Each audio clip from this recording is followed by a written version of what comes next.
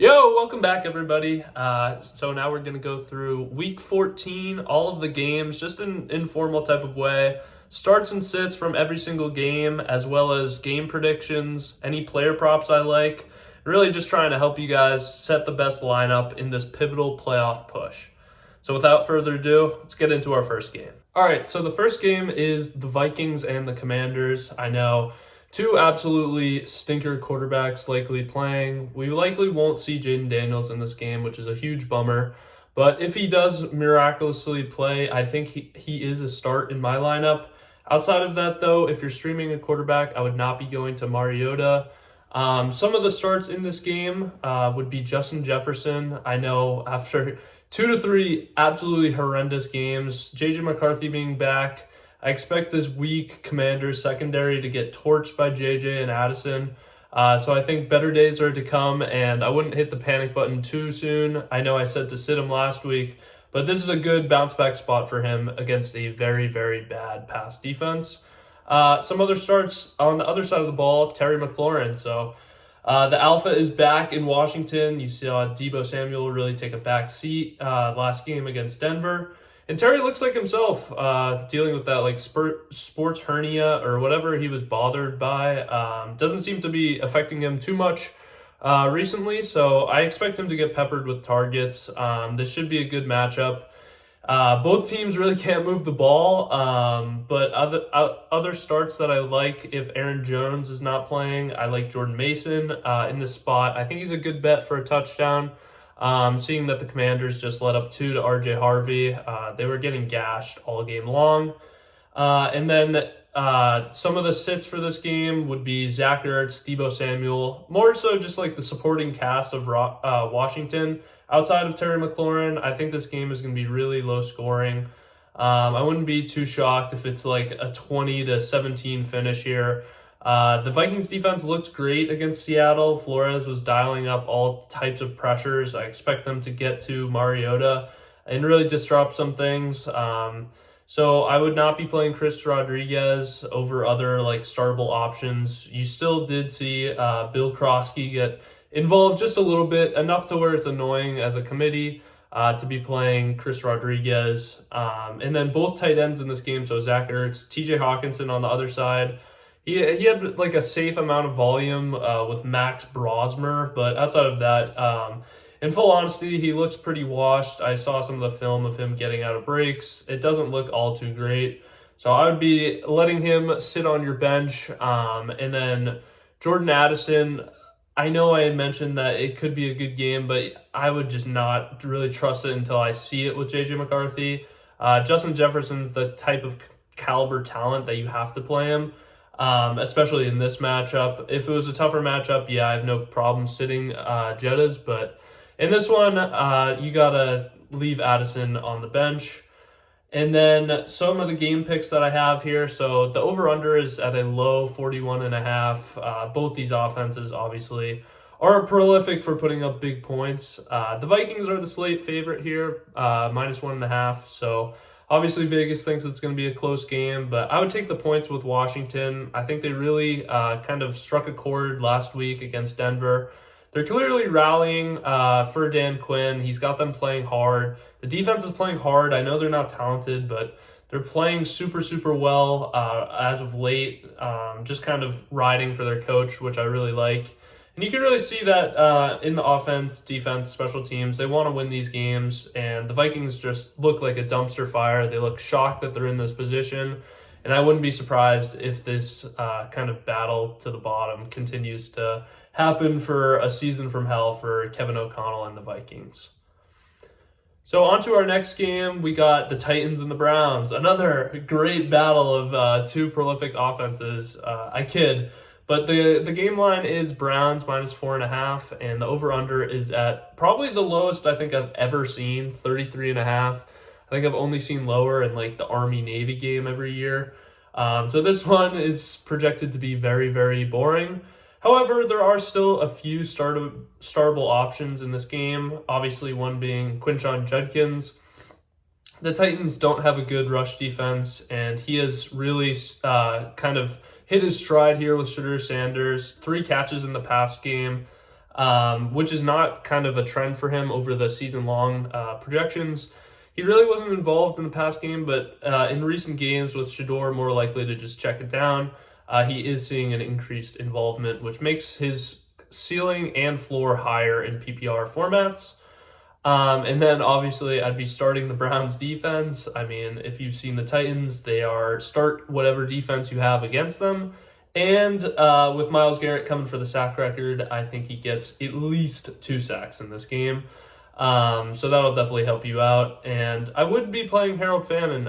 He is clearly overpassed David Njoku in the tight end room as the clear alpha here. So if there's one kind of weapon on both sides in the passing game that I'd be playing, I think Fannin is the safest option as far as target share and upside for a touchdown. I know Stefanski probably won't trust Shedeur. It'll be a lot of Judkins in the red zone. But if they do go play action, bet your bottom dollar that it's going to Harold Fannin. So let's get to the sits of this game. I'm not playing Tony Pollard. Not that you would, but hey, I had to add some names to this graphic for the game. I couldn't just say just Quinshon Judkins. So I'm sitting Chimere DK, David Njoku, Jerry Jeudy, all these guys. If you're in a deep league, I would still try and pivot away. I don't think really any of them have super high upside, which is what you're trying to look for if you're in like a 14-team league. Maybe you have some bye week issues. I'd be much more happy taking a flyer on a rookie like Luther Burden than any of the options in this game. And some of my picks for this game, so I would be taking the Titans with the points. With a game line of only 33.5, the odds is that it's a very close game. So if you're getting 4.5, there's a good chance it's a field goal game. The Browns aren't able to blow out really anybody. So I like catching the points there. And then I would go with Cam Ward over 8.5 rushing yards. He's hit this line in the majority of his games, and I really like him in this spot. He's been scrambling a lot, specifically in the past 3 games, and I think this Browns pass rush is going to get to him quick, force him to step up in the pocket and really not get through his reads and maybe just tuck it and run. I think this is a criminally low line, and I expect him to at least hit like 20-plus rushing yards in this game. And then despite me joking about the lowest over-under I've seen in a while, I would be taking the under here. I just can't get myself to take the over in Titans-Browns. That's something where you'll throw on the game. If you do watch, I wouldn't watch it, but if you are watching it, you would say, why do I have the over with Cam Ward and Shedeur? So I would be taking the under in this game, and let's move on into a more exciting game here. We got Falcons at Seahawks. So the Falcons are starting to crumble under the leadership of Kirk Cousins without Michael Penix, but good thing they have their pick. Oh wait, they traded it to the Rams. That was a really smart trade by them. I joke, but Falcons, Seahawks, game line, Seahawks -7. Touchdown favorite is a lot of points. And the over-under is set at 44.5, which is nice for all of the fantasy options available here. So let's list through our starts in this game. So starting off, we got Bijan Robinson, absolute stud. I know Tyler Allgeier keeps stealing touchdowns away from him. However, Bijan is just too powerful on his own to let it deter you. So he's put up some monster games in recent weeks. Sam Darnold, I like in this spot. I know the past few weeks have not been good. Specifically, it's been like blowout games here when Darnold gets up super early and then they just lean on Charbonnet and Kenneth Walker. However, I think the Falcons can put up enough points to keep this at a back-and-forth game. So I do like Darnold in this spot. I think he gets a lot of weapons utilized in this game. Obviously, you're starting JSN. I think this is a great bounce back. Flores took him out of the game last week. I don't expect that to happen again. And then some other startable options on the Seahawks offense. I would be starting Kenneth Walker here. The Falcons have been bad against kind of outside zone schemes as well as explosive runs, which is what Kenneth Walker is good at. Am I saying he's going to score a touchdown? No. If they get inside the 20, he is out of the game. That is very clearly the MO for the Seattle offense, and there's no point of fighting it. However, I do think he can be very efficient on the ground, getting a lot of chunk plays, and then you're just kind of betting on him hitting the home run and getting a long touchdown, which I think that he's more than capable of doing. And then one more asset on the Falcons side, I would be starting Kyle Pitts. He has been very, very safe as far as tight end floor play here goes against the Seahawks. They're going to be behind. They're going to be throwing the ball a whole lot. So I really like Kyle Pitts in this game as well. Our fantasy hero, Kyle Pitts, would be in my lineups this week if I had any tight end trouble, or if you're outside of those top 5 options, I'd have no problem streaming him just behind like guys like Brenton Strange. And then some of the assets that would be sitting in this game. So Zach Charbonnet, he's touchdown or bust, and I just hate putting those guys into my lineup. There's a chance you get basically goosed here with like 20 rushing yards, no score. I wouldn't be taking the bet on him to score this week, so I'd leave Charbonnet on the bench, as well as Rashid Shaheed and AJ Barner. So the other weapons of Seattle, there's just not enough target share going to them at this moment. It's been heavily JSN, and then if they do spread it out, it's just to a wide net of kind of Seahawks weapons here with Cooper Kupp in the mix. So I wouldn't be starting those guys really anywhere. And then Darnell Mooney has been very, very disappointing. We thought that him emerging into this wide receiver 1 role with Kirk Cousins would really kind of separate himself from the other wide receiver 1s across the league and really get to showcase his talent, but that just hasn't happened. So I would not be trusting him, as well as Tyler Algier. Similar to the reasoning that I did with Charbonnet here, he is touchdown or bust, and I would not be putting him in my lineup. And obviously, if Drake London plays, he's in your lineup. However, I don't really think he's going to play. That just being that they don't really need him. He's extension eligible after this year. I don't know any world in which him or his agent would think it's a smart idea to rush back onto the field for a team that's clearly out of the playoffs, doesn't have their franchise quarterback playing. So you're not even getting to like develop Michael Penix with a potential weapon for him in the future of Drake London. So there's really no point that I see of the Falcons using Drake London this week, or maybe they just shut him down. I know that's bad news for all of you guys that are waiting on him in the fantasy playoffs. But I will keep an eye out on the injury reports. But obviously, if he plays, he is in your lineup. And some of the game picks I have for this game, I would be taking the Seahawks in the points. I mentioned the Falcons' ability to maybe keep it close, but I think Kirk Cousins is due for probably 2+ takeaways. So the Seahawks defense has been rolling, and I expect them to continue and really just put a throttle on the Falcons' disaster season. Another player prop here is JSN over 88.5 receiving yards. I really like this one. I know it was frustrating last week. He sarcastically gave a cheer after he got his first catch in like the third quarter.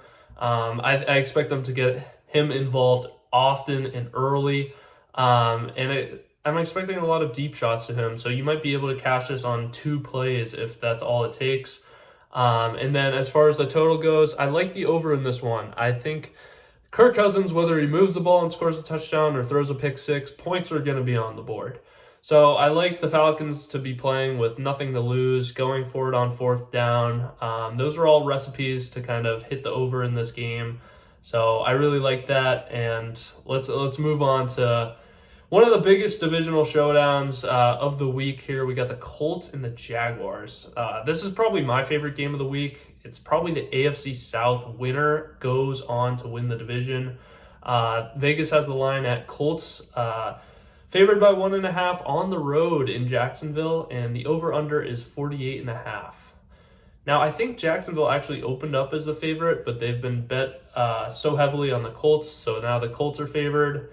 I just don't know. I'm leaning on the Jags in this game. I would not be playing Daniel Jones with this fractured fibula he's got going on. I don't know. I've never broke my fibula, but I'd assume I wouldn't be able to run as much as I used to be. So that's probably why you don't see his rushing yardage being as high as it was. I don't think they're going to be running the Daniel Jones tush push as they were.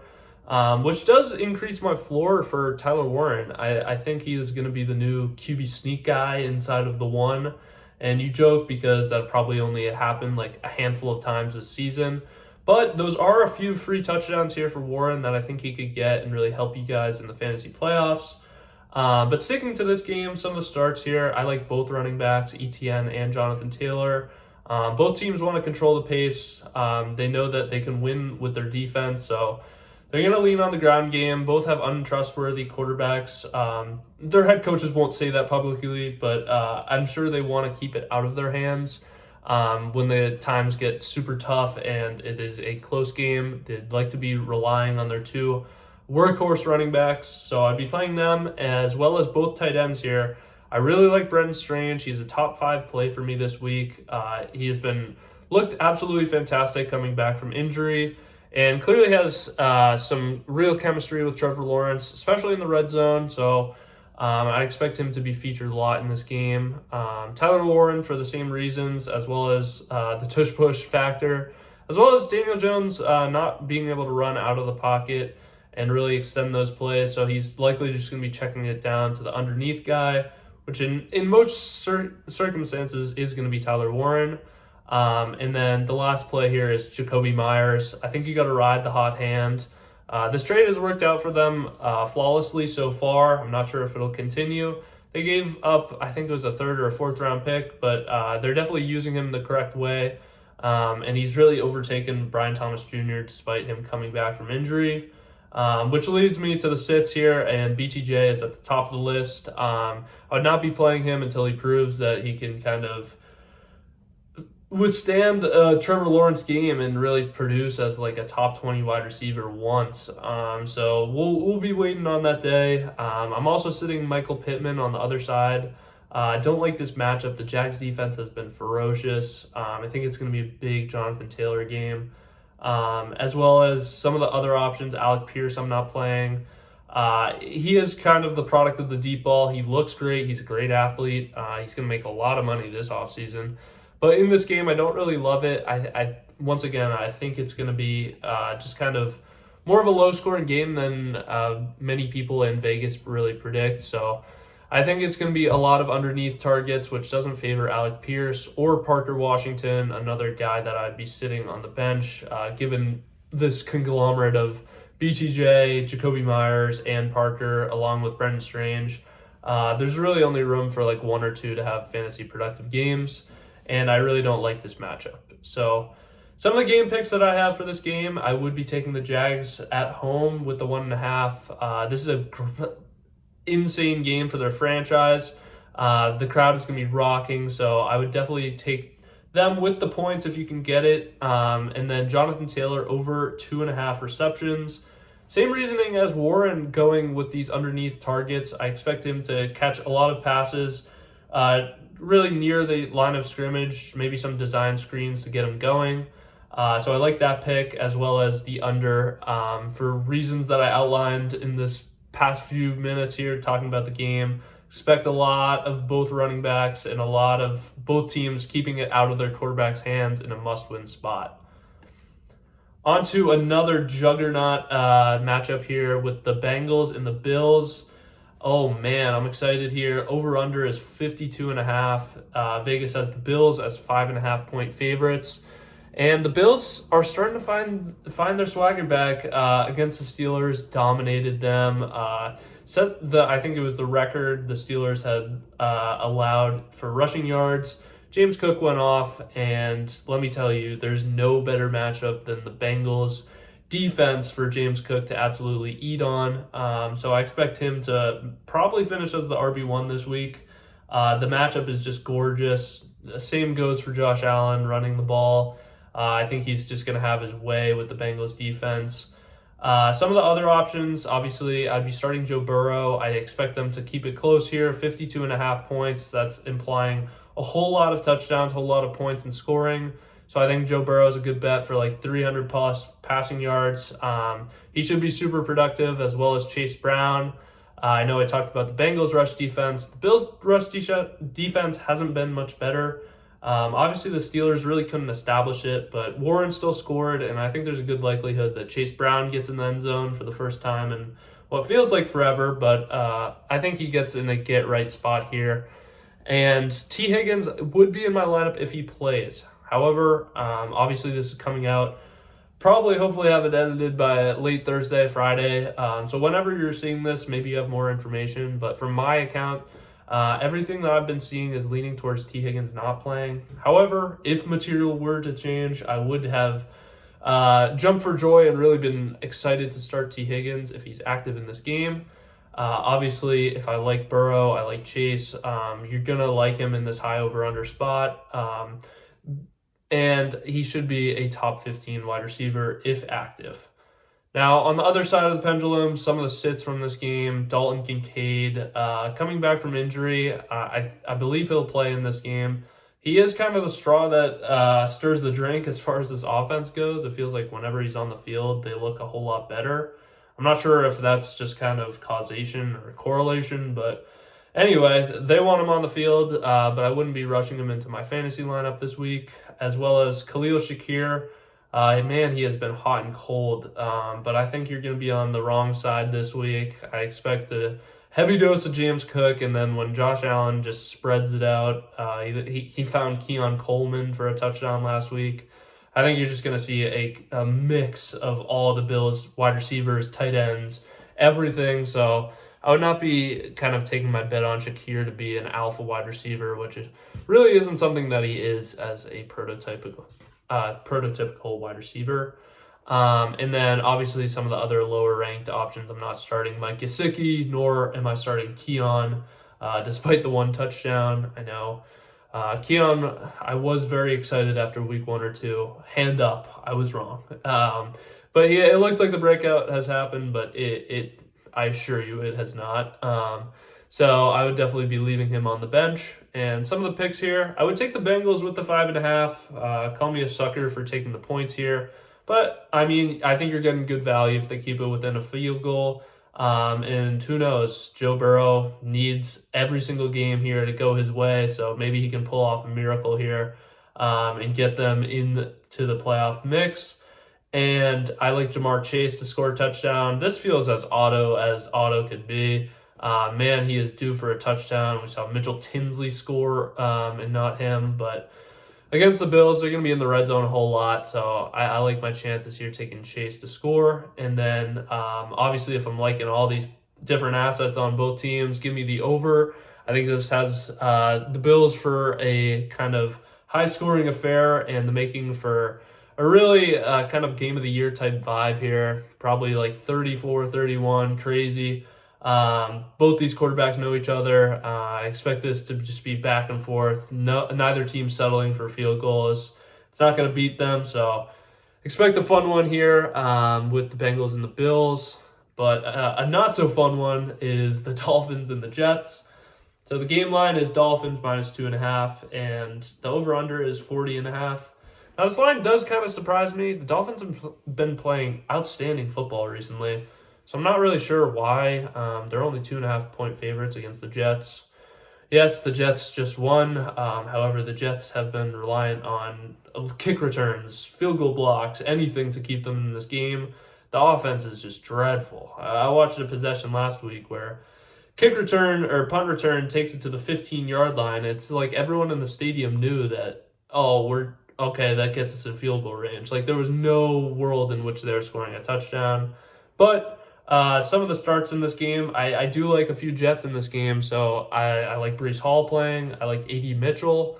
He looks really good outside of the first game with a lot of drops, but he's really turned a corner here with Tyrod, so I continue to ride the hot hand. It's not like the Dolphins' defense has been the best of the best, obviously letting Vele and Olave cook them up last week. I'd have no problem starting A.D. Mitchell in a flex spot if you have other kind of subpar options or maybe some guys on bye. And then the stars, you're starting HN, you're starting Waddle. And then I would start the Dolphins defense. I mentioned that they're not super great talented-wise, but they are playing the Jets, and that's what you do with defenses. You target the teams with the worst offense. So give me the Dolphins defense into lineups here. And then some of the guys I'm sitting, I'm not playing Darren Waller. Played limited snaps last week. I think it's just going to be another kind of touchdown or bust week for him. Tua's really not been throwing the ball recently. I think the last 4 games since the Ravens, under 25 pass attempts. They're controlling pace. They're winning with the run game, and I expect them to get up in this game early. So expect kind of a low dose of the pass game and a lot of Achane and Ollie Gordon.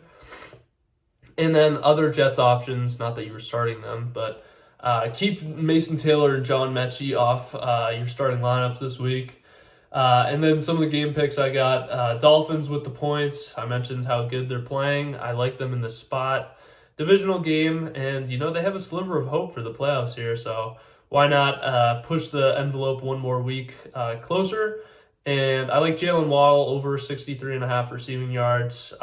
Huge get-right spot for him. Struggled the past 2 weeks, but he's Tua's number one target. And the Jets, they don't have Sauce Gardner anymore, and they don't have anyone on this defense in the secondary to really stop him. So I like Jalen Waddle. And then I also like the over in this game. Both teams really playing with nothing to lose. I expect a lot of kind of sloppy play, turnovers, maybe short fields. So I give me the over 40.5. And then we got the Saints and the Bucs. So another divisional game. Week 14 seems to be big divisional games. However, this one isn't as pivotal. So Bucs are favored 8.5 here. Over under set at 42.5, which isn't too great, but definitely could be a lot worse. Some of the guys I'm starting at the very tip top of the list is going to be Bucky Irving. Looked absolutely fantastic last week. I know people were in my comments and my DMs telling me, why would I start Bucky Irving? I said he just needs like 10 to 12 touches to make your lineup infinitely better. He is the only guy that you would be putting in that has super high upside. And what did he do?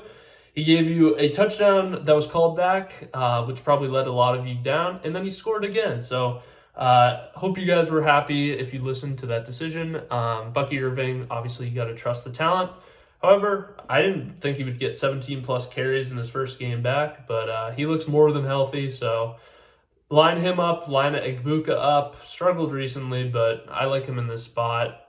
Chris Olave and the Bucs defense, you got to keep trusting Olave. Don't jump on the Vele kind of bandwagon here just off 1 week. This Bucs pass defense has been really bad, so there's definitely room for multiple people on the Saints to eat. However, one thing the Bucs are really good is their front four, so I would not be playing Devin Neal. I don't like him against Vita Vea, probably just stopping the run every single time. I expect them to get behind early as well, which kind of abandons the run in this spot. Now, he does have a safe PPR floor. He has been getting involved just due to no Kamara and really no one else. No Kendre Miller either, so he's the last running back left. So he will have those usage opportunities, but I would be sitting Baker in this game just due to the fact that I think they're going to lean on Bucky a whole lot. Doesn't mean they can't score points, but Baker just really hasn't been himself without Mike Evans, who I don't expect to play. I know he opened his practice window, but I wouldn't be thinking too much of Mike Evans in this game, even if he does play. And I wouldn't be playing Juwan Johnson or Chris Godwin. And some of the game picks I got here are the Bucs with the points. I know 8.5 is a lot, but the Saints are bad. So give me the Bucs with the points and Devin Neal over 2.5 receptions. I mentioned it. He's been getting involved in the pass game. Tyler Shuck isn't the biggest runner. So give me Devin Neal with that line. It feels criminally low. And then I'll take the over 42.5. Both these teams know each other, and I expect Bucky Irving to just kind of be the X factor. Last game, low scoring, so him more involved. Both these offenses can light it up. Saints are starting to find their stride offensively, so 42.5 isn't really a high bar to clear, so I will take the over 42.5. And let's keep the trend continuing here. We got a divisional game here, Steelers-Ravens. It just feels like every time these two teams play, you just take the underdog. This team's, they know each other inside and out, Tomlin, Harbaugh. Anyway, the line is Ravens by 6, and the over-under is 42.5. So the Ravens are heavy favorites despite laying an egg against the Bengals. But I do agree that it's a get right spot, and after the Steelers looked last week, I think anyone could beat them by 14 plus. So that leads me to start. I would start Zay Flowers. I would start Derrick Henry, who just let James Cook walk all over the Steelers defense. I would be starting Jalen Warren. The Ravens defense has been good. However, it's been really hot and cold recently. So give me Jalen Warren. I also like the Ravens defense. I'm not sure if Aaron Rodgers will play. I'm not sure even if you have the defense you want him to play or not. Because Mason Rudolph came in, he looked just as bad, maybe worse. His first throw was to triple coverage. So I like the Ravens defense. They know they need to kind of control this offense. Obviously, I'm not playing Lamar. You probably see it on the graphic here. I don't think he's healthy. I don't know what it is. He's been listed with a toe, a heel, foot, you name it. He's been on the injury report with it. But something's clearly going on with him, and I really wouldn't trust him in this matchup. Tomlin knows how to get after him. I expect them to contain him in the pocket, and I expect this to just kind of be a sluggish game for Lamar. It doesn't mean the run game can't get it going, but I wouldn't be playing Mark Andrews as well. Just got extended. I'm not sure if I would give him that much money if I'm the Ravens, but interesting by them. Obviously, he's a huge culture guy, so glad to know that he's staying in Baltimore. And then I wouldn't be playing Kenneth Gainwell or DK Metcalf either. Some of the game picks I got here are Steelers +6. This is a typo with Devin Neal over 2.5 receptions. I just didn't really have a player prop here, so just wipe that one off. I'm not really sure who's going to go off. If anything, the Derrick Henry line was a little too high for me. I think he's going to eat, but Keaton Mitchell's also looked really good, so I wouldn't be surprised if they spell him in as well. And I do like the over 42.5. So both rushing games should get involved, should get active early, and I think you can kind of grit your way out to over 42.5. And onto the late window. So the 4 o'clock games, if you're like me on the Eastern time zone, which I did want to get into, but if you're on the West Coast, I just would not like your times for football. Obviously, 9 or 10 a.m. is just brutal, in my opinion. But anyway, onto the game here. We got the Broncos, 7.5-point favorites, and the over-under is set at a terrible 40.5 points. So the Broncos should roll in this game. The Raiders arguably might be the most disappointing season, given that they just signed new head coach, new quarterback, a lot of optimism with Ashton Jeanty. But I do think he's going to struggle in this game. However, one guy that's not going to struggle is RJ Harvey, coming off 2 touchdowns, looked explosive, looked like everything you wanted him to be. I think he's going to absolutely roll the Raiders here. One thing about Sean Payton, he's going to play his guys, his rookies, his young guys a whole lot in games that they're winning. So maybe you'll get a lower dose of RJ Harvey if they're in at Arrowhead later in the year. However, I expect him to get probably 15 or 20 touches here, which is enough to really put him at top 10 upside this week. I'm also starting Brock Bowers on the other side. He's probably the only Raider you start going forward unless it's a bad rushing defense. But give me Brock Bowers coming off 2 touchdowns. Looks great. Courtland Sutton and Bo Nix I really like. I like the Broncos to just get on them early. Courtland Sutton returned to form last week against the Commanders. I expect that to continue on. He's looked great. It's just a matter of targets going his way. So I'd be playing him as well as the Broncos defense because they're elite and the Raiders are not. So some of the guys I'm sitting, I hinted to it earlier, but Ashton Jeanty, I would not be rushing him into my lineups. Is the talent there? Yes. However, everything else is not. The O-line, terrible. The play calling, terrible. So I expect them to get behind and really abandon the run. So Jeanty is nothing more than kind of a floor play for me in this matchup.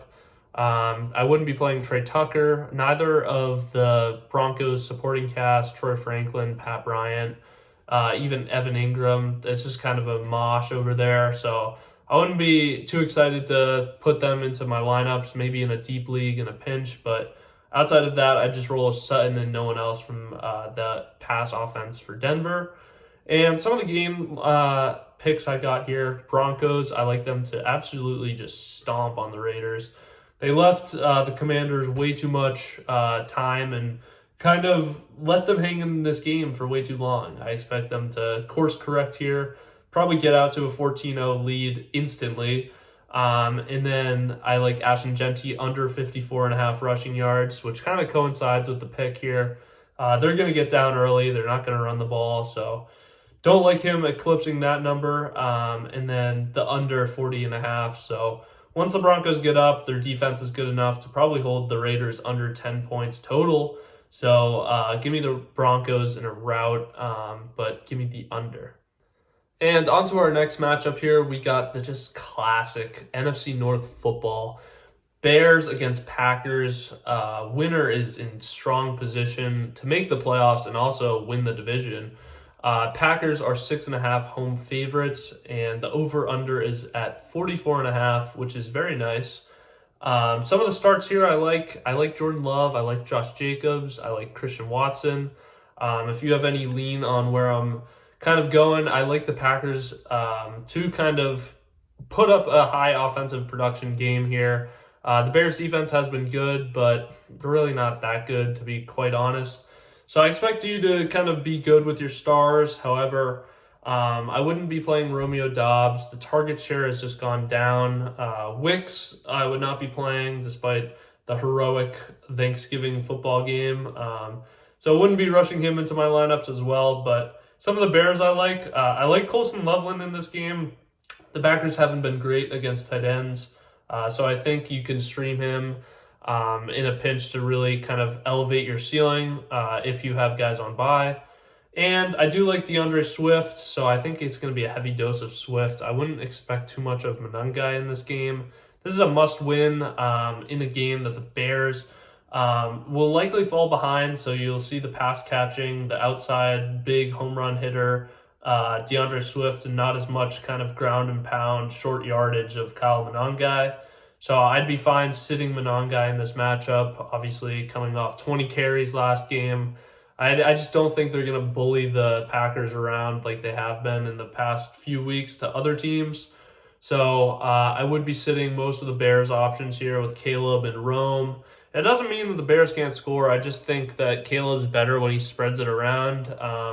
So I'm expecting a heavy dose of Swift, maybe some other receiving options. Luther Burden gets involved. DJ Moore can finally come to light, come to earth here. But my game picks, I like the Bears in this game. I don't like them to win, to be completely honest with you. I just think 6.5 is a lot. They're playing with a lot of confidence. Their head coach is taking his shirt off in the locker room. Vibes are high in Chicago, and I think they'll be very happy. Maybe the fans won't tell you, but they'll be happy if they keep it to a field goal game here in Lambeau. And it's more of a thing against the Packers. I know they're dominant, but I don't think they're good enough to really just put a team away super quick, even at home. So give me the Bears and the points. And then player props, none for this game. I didn't really like anything as far as touchdown scorers or yardage wise. Nothing really stuck out to me. And for the total, I would go under the 44.5. I don't think this is going to be super high scoring. Both teams kind of like to settle for points. I shouldn't say both teams. The Bears would. So I'm expecting kind of Ben Johnson to set the tempo here. Probably first two drives, kick field goal when they get stopped here, and maybe the Bears defense shows more life than I think they're capable of. To really put this in a classic divisional cold game feel, maybe a 24-17. I don't know. Just give me some game numbers that are under the 44.5. I think it's more than doable. I think it stays to a field goal game in Chicago's favor. Whether you need the backdoor or not, I expect them to keep it within this 6.5. And then we got the Rams and the Cardinals. So the Rams are 7.5 point favorites, less than they were last week when they lost to the Panthers. But over under 48.5, which is beautiful. Jacoby Brissett has just been keeping the Cardinals in every game. He's been great for fantasy. However, I'm not playing him this week. This is the week I draw the line.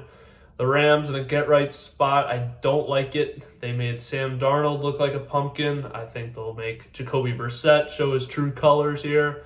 So I wouldn't be playing him despite the hot hand. However, I would be playing most, if not all, of the Rams here. Give me Stafford, Puka, Adams, obviously locked into your lineup. I'm still playing Kyren despite the emergence of Blake Corum. I know they want to keep him fresh for the playoffs. However, he is very efficient on the ground, so you really don't need that many carries for him to be great. So give me Kyren in this matchup, as well as Michael Wilson. If Marv were to miss, he's right back into my top 15 wide receivers. Obviously, he is prime Calvin Johnson anytime Marv is not on the field. But if Marv is, I'm hands off.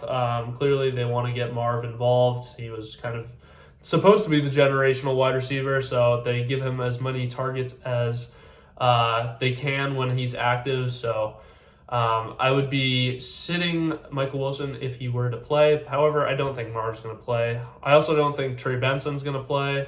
But I'm not in any hurry to start Bam Knight against the Rams. So he'd be on my bench, as well as Blake Corum.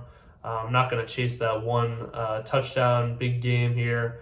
So keeping him on the bench. Some of the game picks, I like the Rams with the points. Sean McVay not happy with this performance of this team last week. They know in order to keep the division lead as well as the NFC 1 seed lead, they really need to win these games and do so convincingly to set themselves up for success in the future.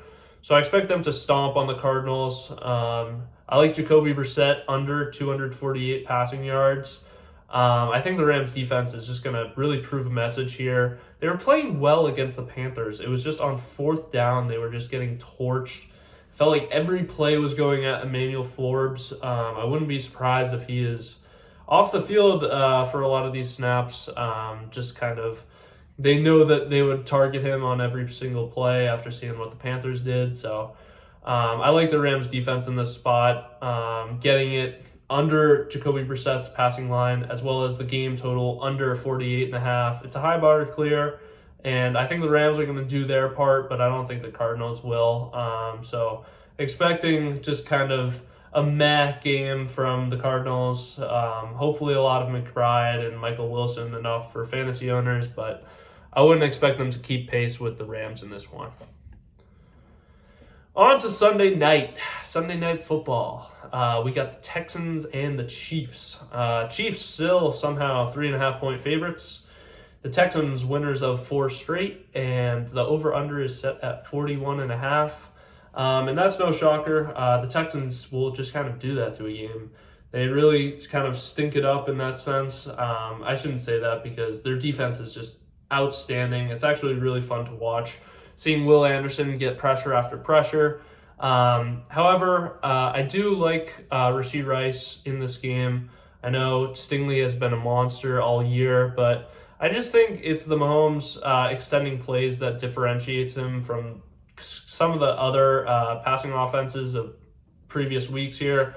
So I expect him to get outside of the pocket and really just kind of open up Rashee Rice working back to the quarterback. Just maybe some fluky targets and receptions that keeps him at a strong play for me. I also like Travis Kelce, do the same reasoning. He's also been really sneaky, startable every single week. I like Woody Marks in this game. I'm really intrigued by the usage rate of him. I know he's been limited in practice with the foot injury, but he should be good to go, barring any setbacks. And then obviously the stars, I like Nico and I like Mahomes in this game, despite the Texans defense. Sometimes you just got to bet on Mahomes. That's just what he does. He'll find a way. He hasn't found a way all year this year, but at home, I really like him in this game. Really do or die for the Chiefs here, that you can pencil them off the playoffs. I know people were saying last week, oh, it's a win or you're done, but they still have a path to go undefeated.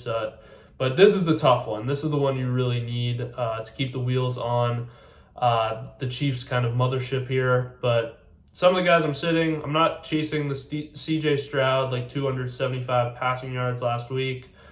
He's on my bench. I'm sitting Jaden Higgins. I don't like Dalton Schultz either. And then I don't like Kareem Hunt or Xavier Worthy. These are more of like the auxiliary options for the Chiefs, where if they're in a high-scoring game, you can see big performances. But Vegas tells us it's a low-scoring game. It's a great defense, so I just stick to your big guns in this one and really just kind of fade all the other options. And some of the game picks I like here are Chiefs with the points, so 3.5. I think they find a way to cover here. I'm not really sure of what the recipe is, but one thing I've learned is you don't bet against the Chiefs. So I like them at home, especially at home. You don't bet against them. So the crowd's going to be rocking. Sunday Night Football, must-win spot. Give me Mahomes. And then because of this, I like Nico Collins over 5.5 receptions. So if the Texans' kind of passing production, although last week was good, the past few weeks hasn't been good, just since they've gotten up early. But CJ Stroud, he loves Nico Collins. Davis Mills, not so much. So I think we'll see Nico return to form here. Over 5.5 catches isn't really a high bar to clear, in my opinion. So give me the over in that one, and then give me the game over. I think C.J. Stroud is more than capable of keeping Houston kind of to move the ball with Mahomes here. And I think the Chiefs are not going to be settling for field goals in the red zone. Expect them to be really aggressive, going for fourth downs in a must-win spot. Definitely not going to like take their chances, just winning with their defense, which has struggled recently. So give me the over 41.5. And on to our final game here. Before I get into it, I really appreciate you guys watching. If you're still watching, whether you're listening to it in your car or doing whatever, if you have the time to just hit subscribe, I'd really appreciate it. I know this is my first kind of game previews. I've enjoyed it. Just more of a chill out, talk some ball, get ready for week 14. I mean, where else would you rather be? I digress. So let's get to the game. So Eagles, Chargers. Unsure if Justin Herbert will play. Eagles still 3-point favorites at home. Over under 40.5. So we got AJ Brown is going to be starting in my lineups. Although if you have AJ Brown, you're probably not in playoff position. But if you somehow weathered the storm or traded for him on the cheap, I would be starting him. I would be starting Dallas Goedert on this offense as well. Same with Jalen Hurts and Saquon Barkley. I think this is a good spot for Saquon. The Chargers are actually number one against opposing fantasy wide receivers. So I'm expecting them to lean on the ground game a whole lot. And I would be starting Kamani Vidal if Hampton were to miss. If Hampton is playing, I don't like either. I think you just gotta wait and see what the split is. If you're in a desperation and you have both, I would play Vidal just because I know what you're going to get out of him. And he looks kind of healthy. However, if you have Hampton, I'd want to see him on the field before you insert him into your lineup, just because a fractured ankle for a running back is no joke. So you want to make sure he still has that burst, making sure he still has the top end speed. So definitely would be keeping him off my lineup this week, as well as Ladd. Really all Chargers, Ladd, Gadsden, Keenan Allen. Really haven't been performing recently. I don't think they'll perform with Trey Lance either. And even if there is Herbert, if Herbert plays, I'd have no problem starting Ladd. But I wouldn't be playing Herbert either. He really just hasn't looked good. And the Eagles defense, expect them to correct some things. I know it just got word that Jalen Carter is not going to play, so that helps them up a little bit with the struggling O-line. But I do expect the Eagles secondary to really kind of get their get back here and really put the team on their back. That's when they win. They win because of their defense and their ground game. So I expect them to return to form here. And I like the Eagles in this game, minus the 3. I expect them to kind of show whether they're Super Bowl champs. Chargers have a lot of holes. Jalen Carter not playing yet hurts, but other guys can get home. This Chargers O-line is a major, major problem. So I would definitely go with the Eagles. And then going off that, I like Saquon to score a touchdown. I know it's been all Jalen Hurts rushing touchdowns. However, Saquon has looked pretty good in the spurts where the O-line is able to kind of block, and the Chargers' front four isn't the most menacing, so I expect them to lean on Saquon. I expect like a vintage 20-touch game here for him. And I think he finally returns to the end zone. You're getting good odds here with plus 110, so I like Saquon, and I also like the under 40.5. I mentioned both teams have good defenses. Chargers against the pass, and then the Eagles all around. So I think this game ends up being kind of low scoring in that aspect. But that'll do it for all of the games. So I talked about all the games Sunday night, Monday night, all the 1 o'clock, 4 o'clock window. Feel free to drop any of the questions you have in the comments, start sit questions, any feedback you have about these videos. I did just order a mic, so that'll be coming in. We'll get some higher quality audio, but I've had a lot of fun making this, and if you've enjoyed, please like and subscribe, and peace.